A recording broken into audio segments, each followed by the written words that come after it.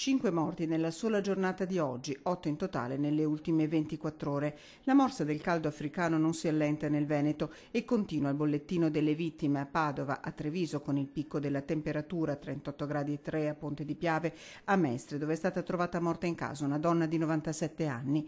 Un'ondata di calore che ha fatto registrare un assalto ai centralini del 118 con un vero e proprio boom di telefonate, circa 800 al giorno a partire da lunedì 13 e contatti record nel fine settimana e un aumento medio tra il 5 e il 20% degli accessi al pronto soccorso.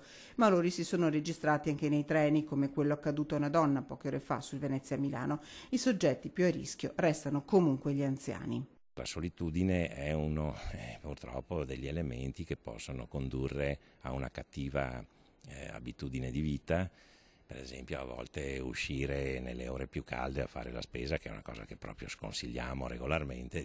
Diversi anche i casi di persone ricoverate per gravi patologie legate al caldo come la disidratazione e scatta l'allarme anche per le persone che soffrono di problemi respiratori come l'asma. Le temperature di questi giorni rendono pessime le condizioni dell'aria con livelli record di ozono come quello registrato in uno dei polmoni verdi di Mestre, il parco della Bissuola.